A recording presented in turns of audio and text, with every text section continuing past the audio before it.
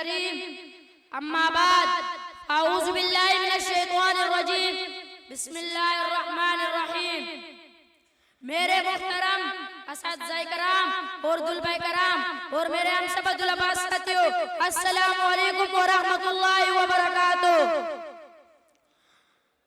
مقید کر دیا سانپ کو یہ کہہ کر سپیروں نے مقید کر دیا سانپ کو یہ کہہ کر سپیروں نے یہاں انسان ہی کافی انسان کو ڈسنے کے لیے سامعین محترم آج میرے سلے لوگوں کو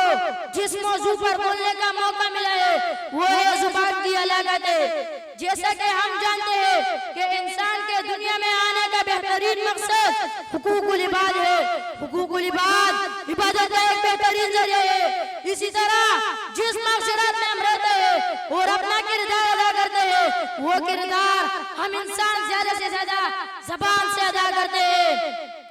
یہ بات ہمیں اچھے سے معلوم ہے کہ انسان کی زبان ایک ایسا واحد ہتھیار ہے جو وقت اور کردار کا اندازہ لگایا جا سکتا ہے اس زبان جسم کا وہ عضو ہے جس کے ذریعے انسان اپنے احساسات اور جذبات کی ترجمانی کرتا ہے اس لیے ہمارے معاشرے میں کاروباری ہو یا سیاسی ہو وہ بھی جھوٹ کا مقصد کرتے ہیں اسی لیے ہمیں چاہیے کہ زبان کو صحیح طریقے سے استعمال کرے تاکہ مرنے کے بعد ہمارے نام عمل نیکیوں میں جاری رہے اس پر شاعر نے کیا ہوا ہے لفظوں کو اختیار سے لانا زبان پر لفظوں کو اختیار سے لانا زبان پر واپس نہ تیر پڑ لیں گے جو نکلے گے کمان سے میرا عزیز ساتھیو قرآن پاک کی سورۃ اللہب میں اسی بارے میں بھی نازل ہوا ہے کہ ابو لہب اپنی زبان کو غلط طریقے سے استعمال کرنے کی وجہ سے وہ خود ہلاک ہوا اور اپنی زبان سے رسول اللہ صلی اللہ علیہ وسلم کو بددعا دی تھی اور انجام یہ ہوا کہ وہ خود ذلیل و خوار ہے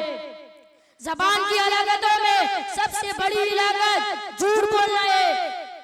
اس لیے ہمارے معاشرے میں کاروباری اور سیاسی ہو بھی جھوٹ کا بخشت کرتے ہیں جبکہ اللہ تعالیٰ نے قرآن کریم میں فرمایا اے ایمان والو اللہ تعالیٰ سے ڈرو اور ٹھیک بات کیا کرو دل سے جو بات نکلتی ہے اثر رکھتی ہے دل سے جو بات نکلتی ہے اثر رکھتی ہے پر نہیں رکھتی طاقت پرواز رکھتی ہے اپنے تقریر کا اختتام اس دعا سے کرنا چاہوں گا یا رب العالمین ہمارے زبان کو درست رکھے اور اس کو ذریعے بھی ہلاک نہ ہو آمین والسلام